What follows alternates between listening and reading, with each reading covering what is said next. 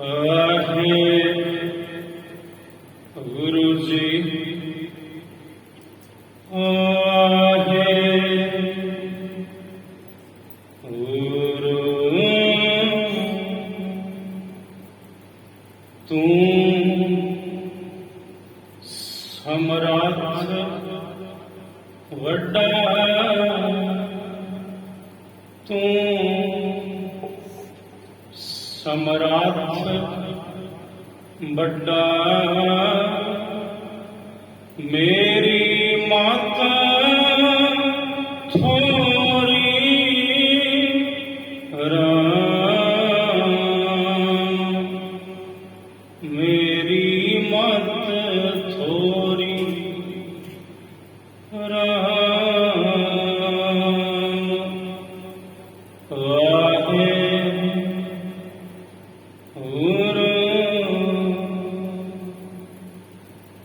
वाहे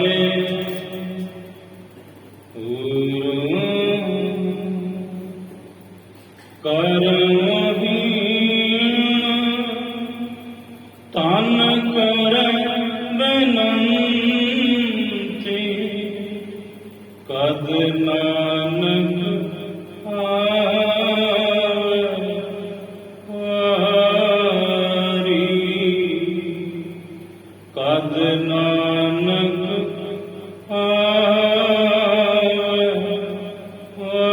आवारी करमहीन तन कर बेनंती कद नानक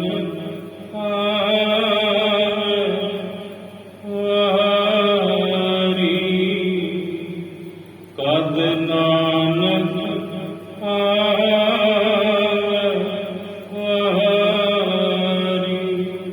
सब सुहागण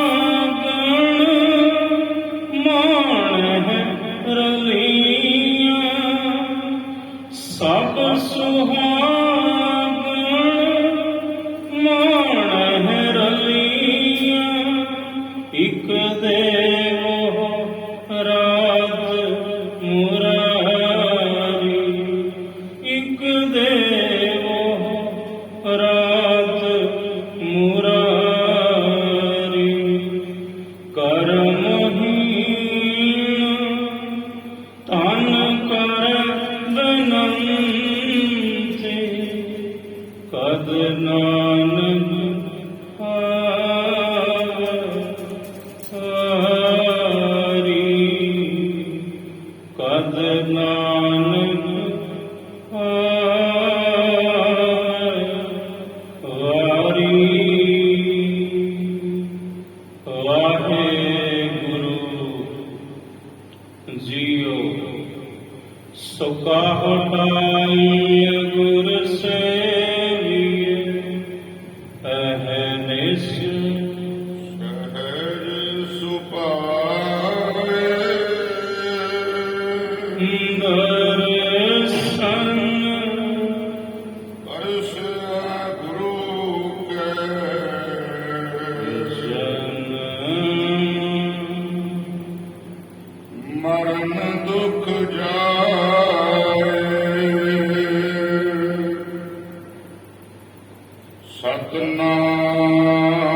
सतनाम श्री वाहेगुरु साहिब जी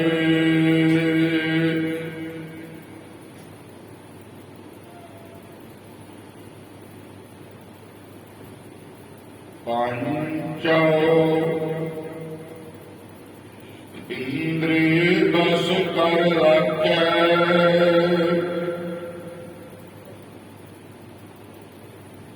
गुर के साखी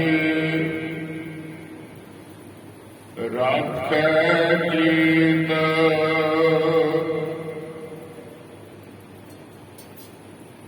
मन तन अर्पे कृष्ण प्रीत कर परब साखा विचारे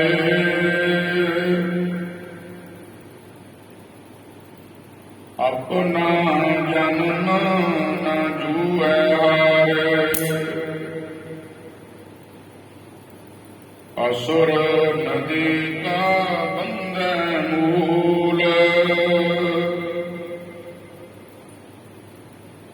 पश्चिम फेर चढ़ावे सूर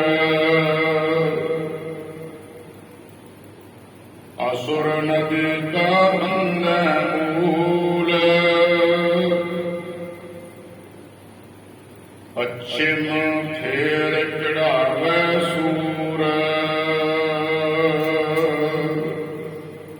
साध संगत जी वाहिगुरु जी का खालसा वाहिगुरु जी की फतेह।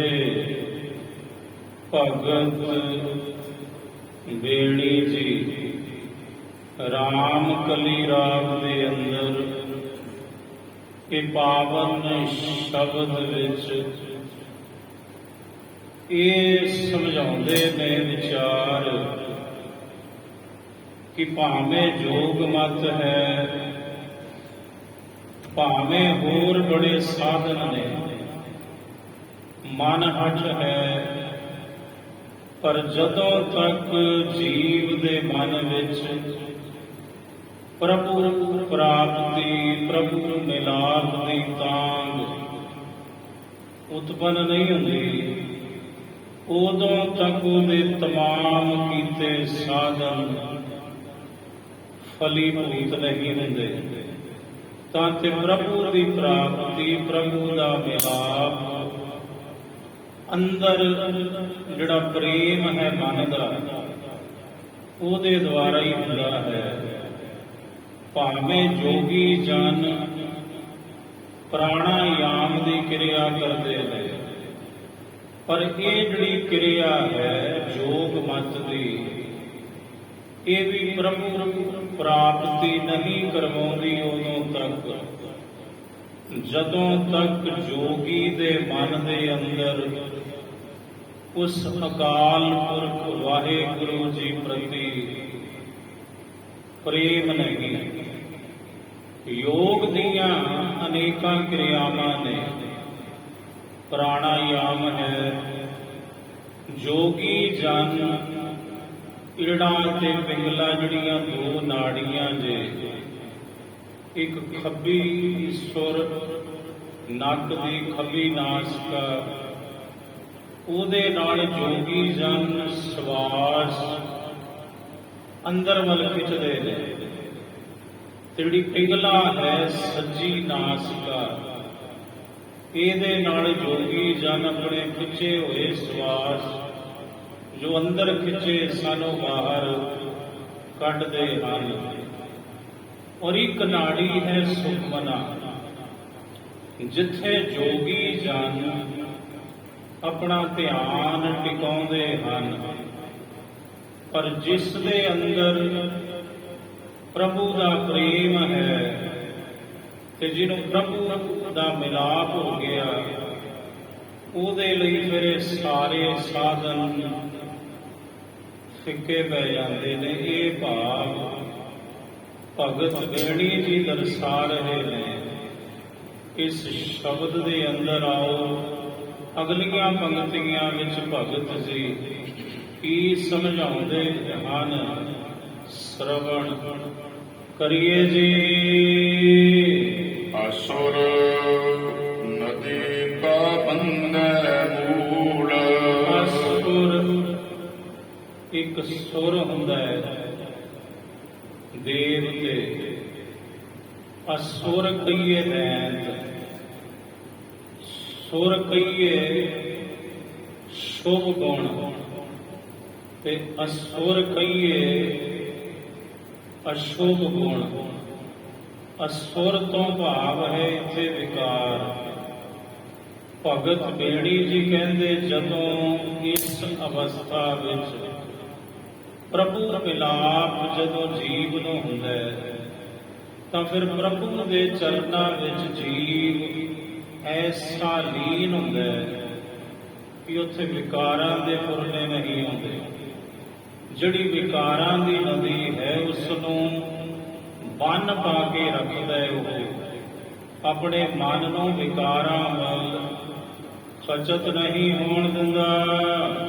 ਪੱਛਿਮ ਫੇਰ ਚੜਾਵੇ ਸੂਰ। ਪੱਛਿਮ ਇੱਕ ਪੂਰਬ ਹੈ, ਇੱਕ ਪੱਛਿਮ ਹੈ। ਪੂਰਬ ਦੇ ਵਿੱਚ ਸੂਰਜ ਉਦੇ ਹੁੰਦਾ ਹੈ ਤੇ ਪੱਛਮ ਦੇ ਵਿੱਚ ਅਸਤ ਹੁੰਦਾ ਹੈ। ਸੂਰਜ ਡੁੱਬਦਾ ਹੈ। ਭਗਤ ਬੇਣੀ ਜੀ ਕਹਿੰਦੇ ਜਦੋਂ ਜੀਵ ਦੇ ਮਨ ਦੇ ਅੰਦਰ ਪ੍ਰਭੂ ਦੇ ਨਾਮ ਦਾ ਪ੍ਰਕਾਸ਼ ਹੁੰਦਾ ਹੈ ਤਾਂ ਫਿਰ ਅਗਰ ਕਿਤੇ ਉਹਦਾ ਮਨ ਪ੍ਰਭੂ ਦੇ ਗਿਆਨ ਵੱਲੋਂ ਭਟਕਦਾ ਹੈ ਜਾਂ ਉਹਦੇ ਅੰਦਰ ਗਿਆਨ ਦਾ ਸੂਰਜ ਡੁੱਬਣ ਲੱਗਦਾ ਹੈ ਤਾਂ ਜਗਿਆਸੂ ਜਨ ਫੇਰ ਉਸ ਗੁਰੂ ਦੇ ਬਖਸ਼ੇ ਹੋਏ ਗਿਆਨ ਨੂੰ ਮੁੜ ਚੜਾਉਂਦੇ ਹਨ। ਅਜਰ ਜਰੈ ਸੋ ਨਿਝਰ ਚਰੈ।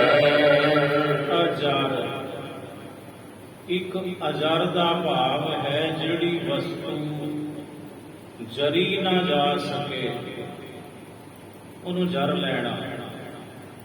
ਜਿਵੇਂ ਧਰਮ ਦੀ ਚਾਦਰ ਧੰਨ ਸ੍ਰੀ ਗੁਰੂ ਤੇਗ ਬਹਾਦਰ ਸਾਹਿਬ ਜੀ ਮਹਾਰਾਜ ਜਦੋਂ ਆਗਰੇ ਤੋਂ ਸਤਿਗੁਰੂ ਜੀ ਨੂੰ ਤੇ ਗੁਰੂ ਕੇ ਸਿੱਖਾਂ ਨੂੰ ਔਰੰਗਜ਼ੇਬ ਨੇ ਗ੍ਰਿਫਤਾਰ ਕਰਵਾਇਆ, ਦਿੱਲੀ ਬੁਲਾਇਆ ਤੇ ਉਸ ਹਵੇਲੀ ਦੇ ਵਿੱਚ ਕੈਦ ਕੀਤਾ। ਪਹਿਲੇ ਦਿਨ ਜਿਹਦੀ ਬਾਬਤ ਮਸ਼ਹੂਰ ਸੀ ਬਈ ਇੱਥੇ ਕੋਈ ਪ੍ਰੇਤ ਆਤਮਾ ਦਾ ਵਾਸਾ ਹੈ, ਇੱਥੇ ਇੱਕ ਜਿੰਨ ਰਹਿੰਦਾ, ਦਿਓ ਰਹਿੰਦਾ। ਜਿਹੜਾ ਵੀ ਇਸ ਹਵੇਲੀ ਵਿੱਚ ਜਾਂਦਾ ਹੈ ਉਹ ਬਹੁਤ ਘਬਰਾਉਂਦਾ ਹੈ ਤੇ ਕਈਆਂ ਦੀ ਉੱਥੇ ਮੌਤ ਵੀ ਹੋਈ। ਉਹਦਾ ਭਾਵ ਸੀ ਕਿ ਗੁਰੂ ਜੀ ਜਦੋਂ ਘਬਰਾਉਣਗੇ ਰਾਤ ਨੂੰ ਤੇ ਫਿਰ ਆਪੇ ਹੀ ਇਹ ਸਾਡੇ ਜੋ ਅਸੀਂ ਕਹਾਂਗੇ ਉਹਨੂੰ ਪ੍ਰਵਾਨ ਕਰ ਲੈਣਗੇ। ਪਰ ਹੋਇਆ ਕਿ ਅੱਧੀ ਰਾਤ ਨੂੰ ਇੱਕ ਬਹੁਤ ਭਿਆਨਕ ਆਕਾਰ ਜਿਹੜਾ ਦਿਓ ਸੀ, ਜਿੰਨ ਸੀ, ਉਹ ਸਾਹਿਬ ਜੀ ਦੇ ਚਰਨਾਂ ਵਿੱਚ ਹਾਜ਼ਰ ਹੁੰਦਾ ਹੈ ਤੇ ਮਹਾਰਾਜ ਜੀ ਨੂੰ ਅਰਜ਼ ਕਰਦਾ, ਸਤਿਗੁਰੂ ਬੜੀ ਕਿਰਪਾ ਕੀਤੀ, ਤੁਸੀਂ ਇੱਥੇ ਆਪਣੇ ਮੁਬਾਰਕ ਚਰਨ ਪਾਏ, ਹੁਣ ਮੇਰਾ ਪਾਰ ਉਤਾਰਾ ਹੋਵੇਗਾ। ਸਤਿਗੁਰੂ ਕਹਿੰਦੇ ਤੂੰ ਕੌਣ ਹੈ? ਕਹਿਣ ਲੱਗਾ ਜੀ ਮੈਂ ਵੀ ਮਨੁੱਖਾਂ ਜੋਨੀ ਵਿੱਚ ਸਾਂ, ਪਰ ਜਿਹੜੀ ਤਮਾ ਸੀ ਉਹਨੇ ਮੈਨੂੰ ਪ੍ਰੇਤ ਜੋਨੀ ਦੇ ਵਿੱਚ ਪਵਾ ਦਿੱਤਾ। ਸਾਹਿਬ ਕਹਿੰਦੇ ਉਹ ਕਿਵੇਂ? ਕਹਿਣ ਲੱਗਾ ਮਹਾਰਾਜ ਸਾਡਾ ਸ਼ਰੀਕਾਂ ਦੇ ਨਾਲ ਜ਼ਮੀਨ ਦਾ ਰੌਲਾ ਚੱਲਦਾ ਸੀ ਤੇ ਉਹ ਜਿਹੜਾ ਰੌਲਾ ਸੀ ਨਿਬੜੇ ਨਾ। ਅਖੀਰ ਹਾਕਮ ਨੇ ਇਹ ਬਾਤ ਰੱਖੀ, ਜਿਹੜਾ ਨਿਆਏ ਕਰਨ ਵਾਲਾ ਸੀ, ਨਿਆਏਧੀਸ਼, ਉਹ ਕਹਿਣ ਲੱਗਾ ਵੀ ਚੰਗਾ ਇੰਝ ਕਰੋ, ਆਪਣੇ ਇਸ ਦੇਵ ਦੀ ਸਹੁੰ ਚੁੱਕੋ ਬਈ ਜ਼ਮੀਨ ਮੇਰੀ ਹੈ। ਕਹਿਣ ਲੱਗਾ ਮਹਾਰਾਜ ਮੈਂ ਜ਼ਮੀਨ ਦੇ ਲਾਲਚ ਵਸ ਹੋ ਕੇ ਆਪਣੇ ਇਸ਼ਟ ਦੇਵ ਦੀ, ਆਪਣੇ ਗੁਰੂ ਦੀ ਝੂਠੀ ਸਹੁੰ ਖਾ ਗਿਆ ਤੇ ਮਹਾਰਾਜ ਜ਼ਮੀਨ ਤੇ ਮੇਰੇ ਹੱਕ ਵਿੱਚ ਹੋ ਗਿਆ ਫੈਸਲਾ, ਜ਼ਮੀਨ ਤੇ ਮੈਨੂੰ ਮਿਲ ਗਈ। ਪਰ ਸਤਿਗੁਰੂ ਜਿਹੜੇ ਆਪਣੇ ਗੁਰੂ ਦੀ, ਆਪਣੇ ਇਸ਼ਟ ਦੇਵ ਦੀ ਝੂਠੀ ਸਹੁੰ ਚੁੱਕਦੇ ਨੇ, ਉਹ ਮਰਨ ਤੋਂ ਬਾਅਦ ਪਰਮਾਤਮਾ ਉਹਨਾਂ ਨੂੰ ਜਿਹੜਾ ਭੂਤ ਪ੍ਰੇਤ ਜਿੰਨ ਦਿਓ ਹੀ ਬਣਾਉਂਦਾ ਹੈ। ਤਾਂ ਤੇ ਇਸ ਵਕਤ ਮੈਂ ਬਹੁਤ ਤੰਗ ਹਾਂ, ਕਿਉਂਕਿ ਸਾਹਿਬ ਜੀ ਇਹ ਜਿਹੜੀ ਜੂਨੀ ਹੈ ਇਹਦੇ ਵਿੱਚ ਬੜੇ ਦੁੱਖੜੇ ਨੇ। ਸਤਿਗੁਰੂ ਜੀ ਦੀ ਬਾਣੀ ਦਾ ਫਰਮਾਨ ਹੈ, ਪ੍ਰੇਤ ਪਿੰਜਰ ਮਹਿ ਦੁੱਖ ਕਨੇਰੇ। ਬੜੇ ਦੁੱਖ ਨੇ ਇਸ ਜੂਨੀ ਵਿੱਚ ਤੇ ਮਹਾਰਾਜ ਕਿਰਪਾ ਕਰੋ। ਪਹਿਲੀ ਤੇ ਮੇਰੀ ਬੇਨਤੀ ਹੈ ਕਿ ਮੈਂ ਤੁਹਾਡੀ ਖਿਦਮਤ, ਤੁਹਾਡੀ ਕੁਝ ਸੇਵਾ ਕਰਨੀ ਚਾਹੁੰਦਾ। ਸਤਿਗੁਰੂ ਕਹਿੰਦੇ ਕਿ ਕਹਿਣ ਲੱਗਾ ਜੀ ਮੇਰੀ ਇੱਛਾ ਹੈ ਕਿ ਤੁਹਾਨੂੰ ਮੈਂ ਗੰਨੇ ਚੁਕਾਉਣੇ ਨੇ। ਸਾਹਿਬ ਕਹਿੰਦੇ ਇੱਛਾ ਸਾਡੀ ਕੋਈ ਨਹੀਂ, ਤੇਰੀ ਇੱਛਾ ਹੈ ਜਿਵੇਂ ਮਰਜ਼ੀ ਕਰ। ਉਹ ਅੱਧੀ ਰਾਤ ਨੂੰ ਗੰਨੇ ਕੁੱਟ ਕੇ ਲਿਆਇਆ, ਸਾਹਿਬ ਜੀ ਦੇ ਚਰਨਾਂ ਵਿੱਚ ਰੱਖੇ ਤੇ ਮਹਾਰਾਜ ਜੀ ਗੰਨੇ ਚੂਪ ਰਹੇ ਨੇ। ਤੇ ਦੂਸਰੇ ਪਾਸੇ ਨਾਲ ਦੇ ਕਮਰੇ ਵਿੱਚ ਉੱਪਰ ਛੱਤ ਕੋਈ ਨਹੀਂ, ਕੇਵਲ ਕੰਧ ਹੈ। ਉਧਰਲੇ ਪਾਸੇ ਧੰਨ ਸ਼ਹੀਦ ਭਾਈ ਮਤੀ ਦਾਸ ਜੀ ਹੋਰੀ ਨੇ। ਤੇ ਜਦੋਂ ਗੁਰੂ ਤੇਗ ਬਹਾਦਰ ਸਾਹਿਬ ਮਹਾਰਾਜ ਜੀ ਗੰਨਾ ਚੂਪ ਕੇ ਛਿੱਲੜ ਉਧਰ ਸੁੱਟਦੇ ਨੇ ਤਾਂ ਸ਼ਹੀਦ ਭਾਈ ਮਤੀ ਦਾਸ ਜੀ ਮਹਾਰਾਜ ਜੀ ਦੇ ਉਹ ਚੂਪੇ ਹੋਏ ਛਿੱਲੜ ਆਪਣੇ ਮੁੱਖ ਵਿੱਚ ਪਾਈ ਤੁਰੀ ਜਾਂਦੇ ਨੇ। ਤੇ ਐਸੀ ਰਹਿਮਤ ਹੋਈ, ਸਾਹਿਬ ਨੇ ਉਹਦਾ ਤੇ ਉਧਾਰ ਕਰ ਦਿੱਤਾ। ਦਿਨ ਚੜ੍ਹਦਾ ਤਾਂ ਔਰੰਗਜ਼ੇਬ ਆਪਣੇ ਸਿਪਾਹੀਆਂ ਨੂੰ ਘੱਲਦਾ ਕਿ ਜਾਓ ਪਤਾ ਕਰੋ ਜਾ ਕੇ ਵੀ ਜਿਉਂਦੇ ਨੇ ਕਿ ਖਤਮ ਹੋ ਗਏ, ਤੇ ਜੇ ਜਿਉਂਦੇ ਨੇ ਤਾਂ ਉਹਨਾਂ ਨੂੰ ਮੇਰਾ ਹੁਕਮ ਸੁਣਾਓ ਵੀ ਤੁਸੀਂ ਇਸਲਾਮ ਕਬੂਲ ਕਰੋ, ਨਹੀਂ ਤੁਹਾਨੂੰ ਮੌਤ ਦੇ ਘਾਟ ਉਤਾਰ ਦਿੱਤਾ ਜਾਵੇਗਾ। ਸਿਪਾਹੀ ਆਉਂਦੇ ਨੇ ਤੇ ਵੇਖ ਕੇ ਬੜੇ ਹੈਰਾਨ ਕਿ ਇਹਨਾਂ ਨੂੰ ਤੇ ਕੁਝ ਵੀ ਨਹੀਂ ਹੋਇਆ। ਉਹ ਕਹਿਣ ਲੱਗੇ ਮਹਾਰਾਜ ਬਾਦਸ਼ਾਹ ਦਾ ਹੁਕਮ ਹੈ, ਇਸਲਾਮ ਕਬੂਲ ਕਰ ਲਓ, ਨਹੀਂ ਤੁਹਾਨੂੰ ਮੌਤ ਦੇ ਘਾਟ ਉਤਾਰ ਦਿੱਤਾ ਜਾਵੇਗਾ। ਹੁਣ ਗੱਲ ਹੈ ਅਜਰ ਦੀ। ਧੰਨ ਸ਼ਹੀਦ ਭਾਈ ਮਤੀ ਦਾਸ ਜੀ ਬੋਲ ਉੱਠੇ, ਕਹਿਣ ਲੱਗੇ ਸਤਿਗੁਰੂ ਹੁਕਮ ਕਰੋ, ਮਹਾਰਾਜ ਇਸ ਬਾਦਸ਼ਾਹ ਦਾ ਬੇੜਾ ਗਰਕ ਕਰ ਦੇਵਾਂ, ਇਹ ਧਰਤੀ ਦਾ ਟੁਕੜਾ ਹੀ ਵੱਖ ਕਰ ਦੇਵਾਂ, ਗਰਕ ਹੋ ਜੂ ਧਰਤੀ ਦੇ ਵਿੱਚ ਹੀ। ਗੁਰੂ ਤੇਗ ਬਹਾਦਰ ਸਾਹਿਬ ਮਹਾਰਾਜ ਧੰਨ ਸ਼ਹੀਦ ਭਾਈ ਮਤੀ ਦਾਸ ਜੀ ਦੇ ਮੂੰਹ ਵੱਲ ਤੱਕ ਰਹੇ ਨੇ। ਸਤਿਗੁਰੂ ਕਹਿਣ ਲੱਗੇ ਮਤੀ ਦਾਸ ਐਡੀ ਸ਼ਕਤੀ, ਇਤਨੀ ਤਾਕਤ ਕਿੱਥੋਂ ਲਈ? ਆਖਿਆ ਮਹਾਰਾਜ ਤੁਹਾਡੇ ਸੀਤ ਪ੍ਰਸ਼ਾਦ ਵਿੱਚੋਂ ਜੋ ਤੁਸੀਂ ਰਾਤੀ ਗੰਨੇ ਚੂਪੇ ਉਹਦੇ ਛਿੱਲੜ ਮੈਂ ਆਪਣੇ ਮੁਖ ਵਿੱਚ ਪਾਏ। ਤੇ ਸਤਿਗੁਰੂ ਐਸੀ ਰਹਿਮਤ ਹੋਈ ਕਿ ਜਿਹੜੀ ਇਹ ਤਾਕਤ ਹੈ ਮੈਂ ਤੋਂ ਸੰਭਾਲੀ ਨਹੀਂ ਜਾਂਦੀ, ਹੁਣ ਮੇਰੇ ਤੇ ਰਹਿਮਤ ਕਰੋ। ਗੁਰੂ ਤੇਗ ਬਹਾਦਰ ਸਾਹਿਬ ਮਹਾਰਾਜ ਨੇੜੇ ਆਏ, ਧੰਨ ਸ਼ਹੀਦ ਭਾਈ ਮਤੀ ਦਾਸ ਜੀ ਦੇ ਦੋਵੇਂ ਮੋਢੇ ਸਤਿਗੁਰੂ ਨੇ ਪਕੜੇ, ਦੋਵੇਂ ਡੋਲੇ।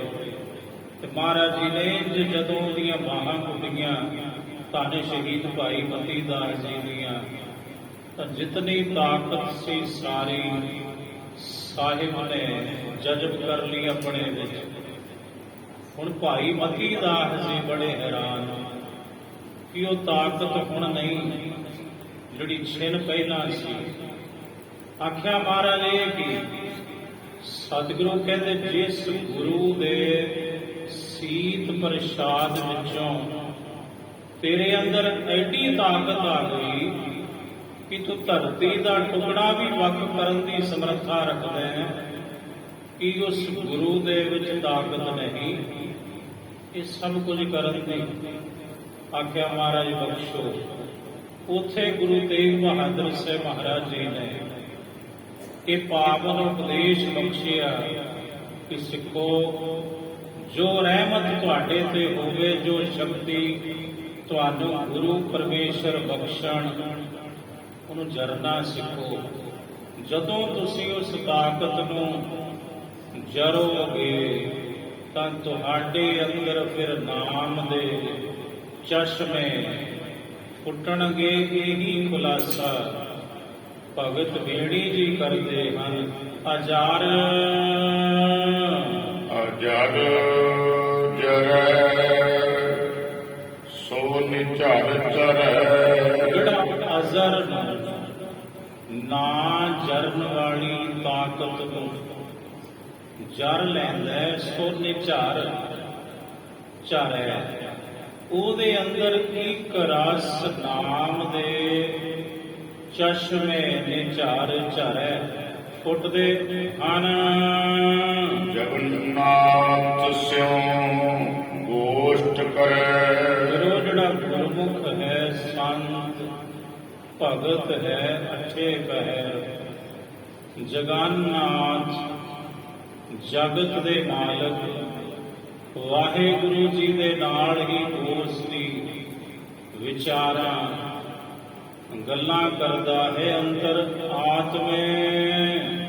ਜੋ ਮੁਖ ਦੀਵਾ ਜੋਤ ਦੁਆਰ। ਪ੍ਰਭੂ ਦੀ ਜਿਹੜੀ ਜੋਤ ਹੈ, ਪਰਮਾਤਮਾ ਦੀ ਜਿਹੜੀ ਜੋਤ ਦਾ ਪ੍ਰਕਾਸ਼ ਹੈ, ਉਸ ਭਗਤ ਦੇ ਹਿਰਦੇ ਵਿੱਚ ਇਤਨਾ ਹੋ ਜਾਂਦਾ ਹੈ ਕਿ ਉਹਦੇ ਹਿਰਦੇ ਵਿੱਚ ਮਾਨੋ ਚੌਮੁਖੀਆ ਦੀਵਾ ਬਣ ਪੈਂਦਾ ਹੈ, ਜਿਸ ਦਾ ਪ੍ਰਕਾਸ਼ ਚਾਰ ਚੁਫੇਰੇ ਉਹਦੇ ਹਿਰਦੇ ਰੂਪੀ ਘਰ ਵਿੱਚ ਹੁੰਦਾ ਏ। ਪਰੂ ਅਨੰਤ ਮੂਲ ਵਿਚਕਾਰ। ਪਲੂ ਅਨੰਤ, ਉਹਦੇ ਅੰਦਰ ਐਸਾ ਇੱਕ ਕੌਲ ਫੁੱਲ ਖਿੜਦਾ ਹੈ ਜਿਹਨੂੰ ਜੋਗ ਮਤ ਵਿੱਚ ਕਹਿੰਦੇ ਨੇ ਕਮਲ ਦਾ ਫੁੱਲ। ਤੇ ਉਹ ਜਿਹੜਾ ਕਮਲ ਦਾ ਫੁੱਲ ਹੈ, ਜੋਗੀਆਂ ਦੇ ਮੁਤਾਬਕ ਸਾਡੇ ਤੁਹਾਡੇ ਸਰੀਰ ਵਿੱਚ ਜਿਹੜੀ ਨਾਭੀ ਹੈ, ਧੁਨੀ ਹੈ, ਇਹਦੇ ਥੱਲੇ ਹੈ ਉਹ ਫੁੱਲ। ਤੇ ਜੋਗੀ ਕਹਿੰਦੇ ਉਹ ਬੁੱਧਾ ਹੈ ਉਦੋਂ ਤੱਕ ਜਦੋਂ ਤੱਕ ਇਹਦੀ ਕੁੰਡਲਨੀ ਜਿਹੜੀ ਹੈ ਨਾੜੀ, ਉਹ ਯੰਗਮਾ ਨਾੜੀ, ਜਦੋਂ ਤੱਕ ਉਹ ਨਹੀਂ ਜਾਗਦੀ। ਤੇ ਜੋਗੀ ਕਹਿੰਦੇ ਜਦੋਂ ਇਹਦੀ ਕੁੰਡਲਨੀ ਖੁੱਲਦੀ ਹੈ ਤਾਂ ਉਹੀ ਕਮਲ ਦਾ ਫੁੱਲ ਉੱਠਾ ਹੋਇਆ ਸਿੱਧਾ ਹੋ ਜਾਂਦਾ ਹੈ। ਇਹ ਜੋਗ ਮਤ ਦੀ ਕਿਰਿਆ ਹੈ। ਗੁਰਮਤ ਦੀ ਫਿਲਾਸਫੀ ਹਿਰਦੇ ਕਮਲ ਮਹਿ ਹਰ ਕਾ ਵਾਸ। ਹਿਰਦਾ ਹੀ ਕਮਲ ਹੈ, ਹਿਰਦਾ ਹੀ ਇੱਕ ਕੌਲ ਫੁੱਲ ਹੈ ਤੇ ਉਹਦੇ ਵਿੱਚ ਹਰੀ ਦਾ ਹੀ ਵਾਸਾ ਹੈ। ਭਗਤ ਵੇਣੀ ਜੀ ਗੁਰਮਤ ਦੇ ਅਨੁਸਾਰ ਹੀ ਹੁਣ ਖੁਲਾਸਾ ਕਰਦੇ ਨੇ। ਕਹਿੰਦੇ ਫਿਰ ਜੀਵ ਦੇ ਅੰਦਰ ਇੱਕ ਐਸਾ ਕੌਲ ਫੁੱਲ ਖਿੜਦਾ ਹੈ ਜਿਹਦੀਆਂ ਪੱਤੀਆਂ ਬਹੁਤ ਹੁੰਦੀਆਂ ਨੇ, ਪਰ ਉਹਨਾਂ ਪੱਤੀਆਂ ਦੇ ਮੂਲ ਵਿਚਕਾਰ ਪਰਮੇਸ਼ਰ ਦੀ ਜੋਤ ਜਗਦੀ ਹੈ, ਪ੍ਰਭੂ ਦੀ ਜੋਤ ਦਾ ਵਾਸਾ ਹੁੰਦਾ ਏ। ਸਰਬ ਕਲਾ ਨੇ ਆਪੇ ਰਹਿ।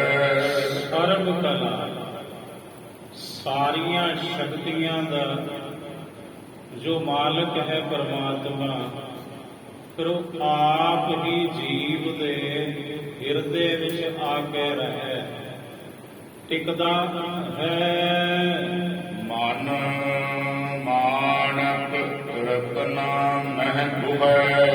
ਫਿਰ ਜਿਹੜਾ ਜਗਿਆਸੂ ਦਾ ਮਨ ਰੂਪੀ ਮੋਤੀ ਹੈ, ਉਹ ਪ੍ਰਭੂ ਦੇ ਸ਼ੁਭ ਗੁਣਾਂ ਵਿੱਚ ਜੜਤ ਹੁੰਦਾ ਏ।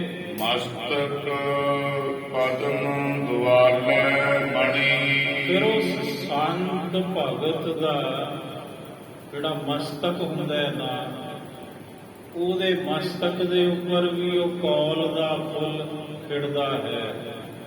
ਇਸੇ ਲਈ ਜਿਹੜੇ ਗੁਰਮੁਖ ਨੇ, ਸੰਤ ਭਗਤ ਨੇ, ਨਾਮ ਰਸੀਏ ਨੇ, ਉਹਨਾਂ ਦੇ ਜਿਹੜੇ ਮਸਤਕ ਦੇ ਬੜੇ ਲਿਸ਼ਕਦੇ ਹੁੰਦੇ ਨੇ। ਉਹਨਾਂ ਦੇ ਮੱਥੇ ਦਾ ਅਲੱਗਾ ਹੀ ਇੱਕ ਜਾਹੋ ਜਲਾਲ ਤੇ ਨੂਰਾਨੀ ਨੂਰ ਉਹਨਾਂ ਦੇ ਮਸਤਕ ਦੇ ਉੱਪਰ ਹੁੰਦਾ ਹੈ।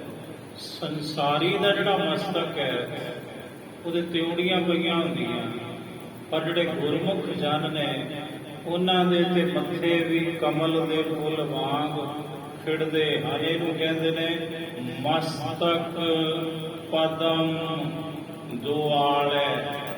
ਉਹਦੇ ਮਸਤਕ ਤੇ ਫਿਰ ਪਦਮ ਦੁਆਲੇ, ਉਹਦੇ ਮੱਥੇ ਤੇ ਵੀ ਕੌਲ ਫੁੱਲ ਖਿੜਦਾ ਹੈ, ਦੁਆਲੇ ਮਣੀ।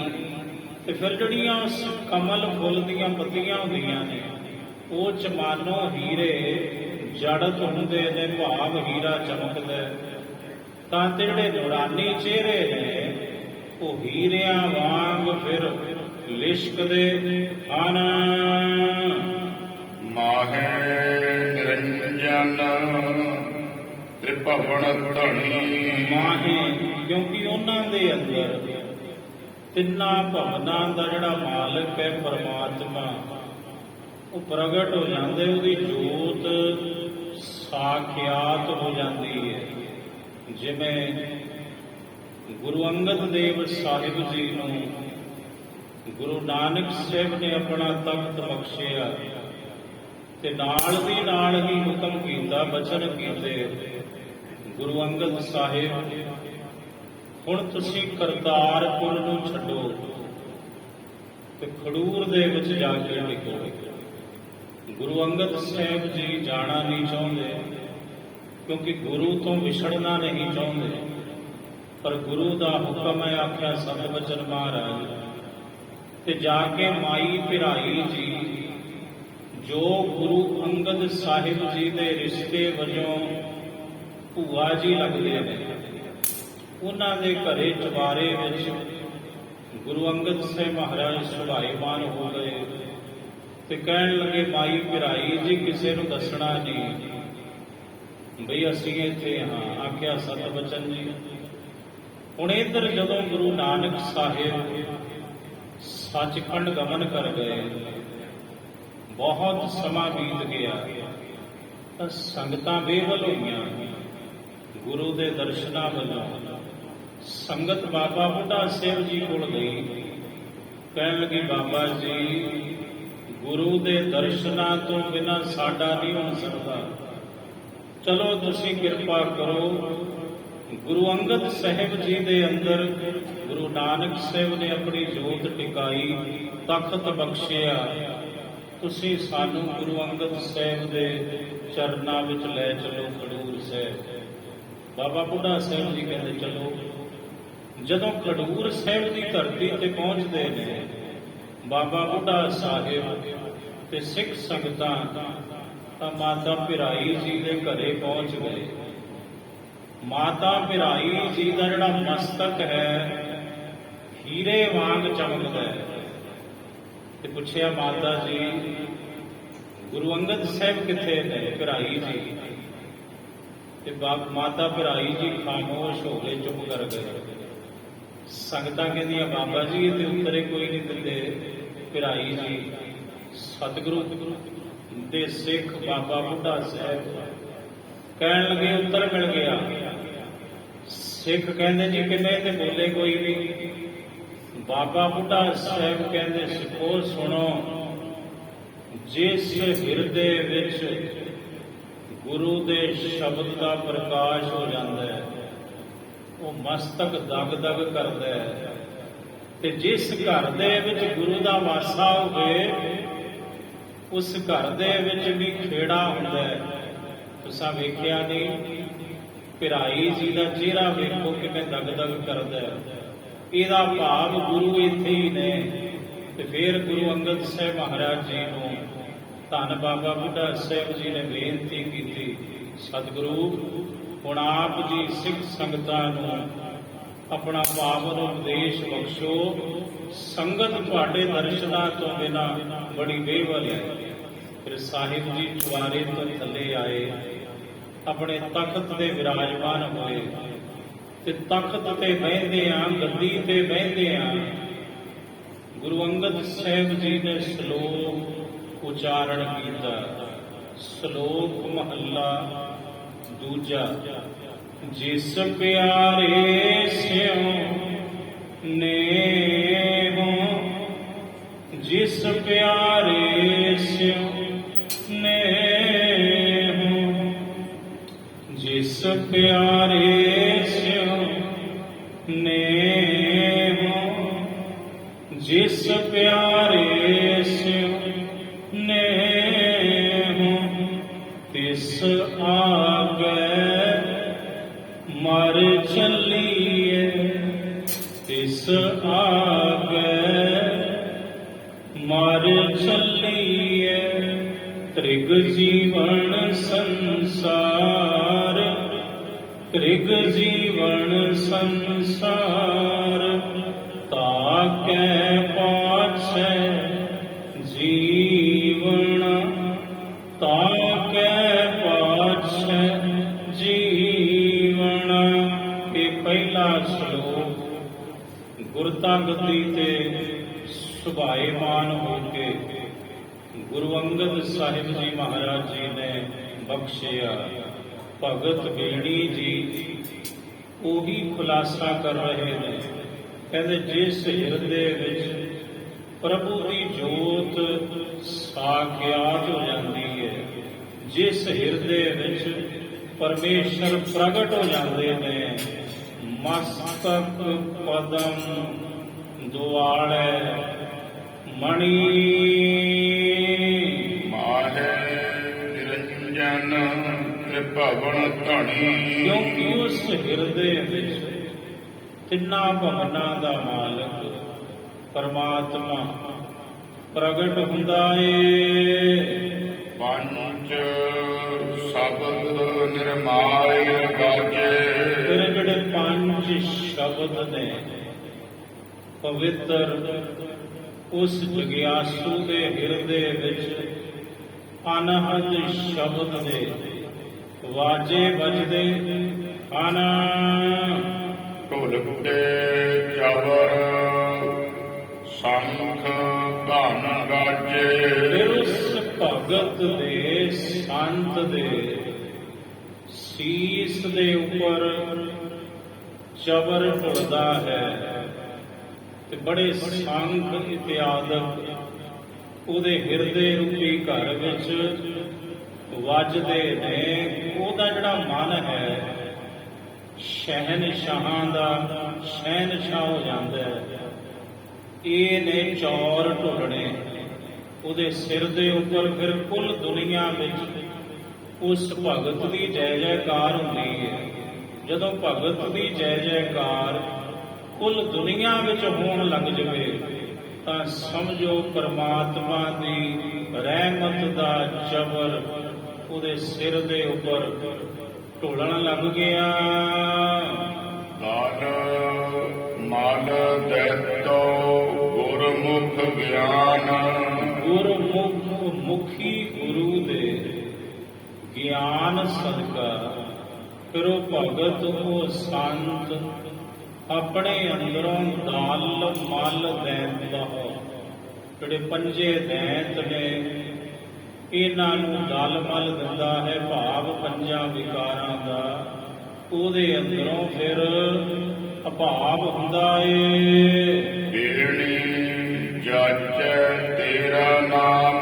ਅਖੀਰ ਵਿੱਚ ਭਗਤ ਬੇੜੀ ਜੀ ਅਰਦਾਸ ਕਰਦੇ ਨੇ, ਇਹ ਮੇਰੇ ਵਾਹਿਗੁਰੂ, ਮੈਂ ਬੇੜੀ ਤੇਰਾ ਹੀ ਨਾਮ ਮੰਗਦਾ ਹਾਂ, ਤੂੰ ਕਿਰਪਾ ਕਰ ਮੈਨੂੰ ਆਪਣੇ ਨਾਮ ਦੀ ਖੈਰ ਬਖਸ਼। ਸ਼ੇਖ ਫਰੀਦੈ ਖੈਰ ਦੀਜੈ ਬੰਦਗੀ। ਰਾਗ ਨਟ ਨਾਰਾਇਣ। ਅਗਲਾ ਰਾਗ ਸ਼ੁਰੂ ਹੈ। ਪਹਿਲਾ ਹੁਣ ਰਾਗ ਜਿਹੜਾ ਸੀ ਰਾਮ ਕਲੀ ਸੰਪੂਰਨ ਹੋਇਆ। ਹੁਣ ਰਾਗ ਨਟ ਨਾਰਾਇਣ ਆਰੰਭ ਹੁੰਦਾ ਏ। ਮਹੱਲਾ ਚੌਥਾ। ਇਸ ਰਾਗ ਦੇ ਅੰਦਰ ਸ਼ੁਰੂ ਵਿੱਚ ਗੁਰੂ ਰਾਮਦਾਸ ਮਹਾਰਾਜ ਜੀ ਦਾ ਇਹ ਪਾਵਨ ਸ਼ਬਦ ਚੌਥੇ ਪਾਤਸ਼ਾਹ ਦੀ ਬਾਣੀ ਆਰੰਭ ਹੁੰਦੀ ਹੈ ਰਾਗ ਨਟ ਨਾਰਾਇਣ ਵਿੱਚ। ਇੱਕ ਓੰਕਾਰ ਸਤਿਨਾਮ। ਮੰਗਲਾਚਰਨ ਮੂਲ ਮੰਤਰ ਸਾਹਿਬ ਕਹਿੰਦੇ ਪਰਮਾਤਮਾ ਇੱਕ ਹੈ, ਉਤਪਤੀ ਪਾਲਣਾ ਲੈਤਾ ਕਰਨ ਵਾਲਾ ਹੈ। ਜੋ ਇੱਕ ਬ੍ਰਹਮ ਹੈ, ਅਦਵੈਤ ਸਰੂਪ, ਉਹਦਾ ਨਾਮ ਹੀ ਸੱਚਾ ਹੈ। ਜੋ ਇੱਕ ਪਰਮੇਸ਼ਰ ਹੈ ਨਾ ਆਮ, ਉਹਦੇ ਵਿੱਚ ਕੋਈ ਆਮ, ਸੰਸਕ੍ਰਿਤ ਵਿੱਚ ਆਮ ਕਹਿੰਦੇ ਨੇ ਰੋਗ ਨੂੰ, ਉਸ ਅਕਾਲ ਪੁਰਖ ਵਿੱਚ ਕੋਈ ਰੋਗ ਨਹੀਂ, ਉਹ ਰੋਗਾਂ ਤੋਂ ਰਹਿਤ ਹੈ। ਜੋ ਇੱਕ ਹੈ ਸਰਬ ਦਾ ਪ੍ਰਕਾਸ਼ਕ, ਉਹਦਾ ਨਾਮ ਹੀ ਸੱਚਾ ਹੈ। ਕਰਤਾ ਪੁਰਖ ਉਹ ਸਾਰੇ ਜਗਤ ਦਾ ਕਰਤਾ ਹੈ, ਇੱਕੋ ਪੁਰਖ ਹੈ ਦੁਨੀਆ ਦੇ ਵਿੱਚ। ਬਾਕੀ ਅਸੀਂ ਤੁਸੀਂ ਉਸ ਕਰਤੇ ਪੁਰਖ ਦੀਆਂ ਬਣਾਈਆਂ ਹੋਈਆਂ ਨਾਰੀਆਂ ਹਾਂ, ਜੀਵ ਰੂਪੀ ਇਸਤਰੀਆਂ ਹਾਂ। ਏਕਾ ਪੁਰਖ ਸਵਾਈ ਨਾਰ ਨਿਰਭਉ, ਜੋ ਇੱਕ ਹੈ ਜਿਹਦਾ ਨਾਮ ਸੱਚਾ ਹੈ, ਜੋ ਰੋਗਾਂ ਤੋਂ ਰਹਿਤ ਹੈ, ਜੋ ਸਾਰੇ ਜਗਤ ਦਾ ਕਰਤਾ ਹੈ, ਉਹ ਨਿਰਭਉ ਹੈ, ਖੌਫ ਤੋਂ ਰਹਿਤ ਹੈ।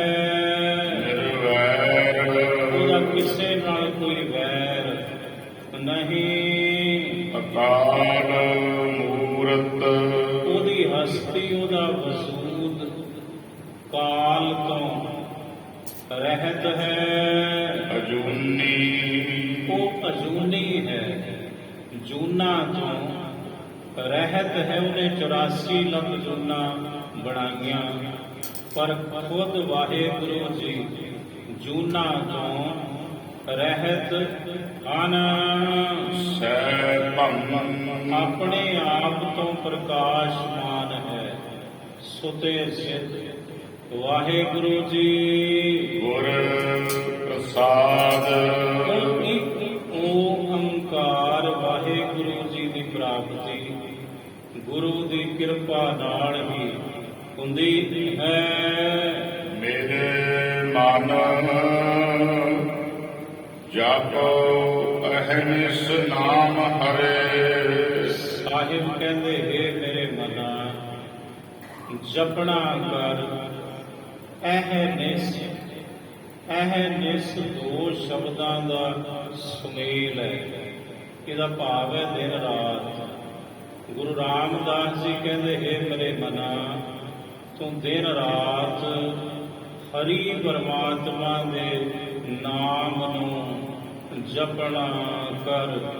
ਵਾਹੇ ਗੁਰੂ ਵਾਹੇ ਗੁਰੂ ਵਾਹੇ ਗੁਰੂ ਵਾਹੇ ਗੁਰੂ ਵਾਹੇ ਗੁਰੂ।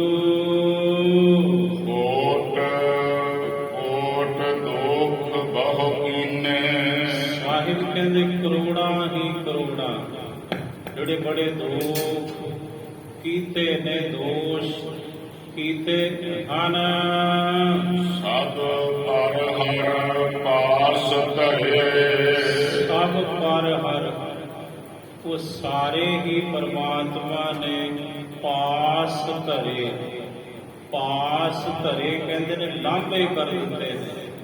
ਕਰੋੜਾਂ ਹੀ ਕਰੋੜਾਂ ਜਿਹੜੇ ਗੁਨਾਹ ਨੇ, ਦੋਸ਼ ਨੇ, ਫਿਰ ਵਾਹਿਗੁਰੂ ਜੀ ਨੇ ਉਸ ਗੁਰਮੁਖ ਦੇ ਲਾਂਭੇ ਕਰ ਦਿੱਤੇ ਨੇ ਭਾਈ, ਜਿਹੜੇ ਦਿਨ ਰਾਤ ਪ੍ਰਭੂ ਦਾ ਨਾਮ ਜਪਦੇ ਹਨ। ਵਿਸ਼ਰਾਮ ਦੇ ਕੇ ਸਾਹਿਬ ਜੀ ਅੱਗੋਂ ਸਮਝਾਉਂਦੇ ਹਨ। ਆਏ ਪ੍ਰਭ ਸਰਨਾਗਤੀ ਕਿਰਪਾ ਨਿਤ ਦਇਆਲ। ਏਕ ਅੱਖਰ ਹਰ ਮਨ ਵਸਤ ਨਾਨਕ ਹੋਤ ਨਿਹਾਲ। ਵਾਹਿਗੁਰੂ ਜੀ ਕਾ ਖਾਲਸਾ, ਵਾਹਿਗੁਰੂ ਜੀ ਕੀ ਫਤਿਹ।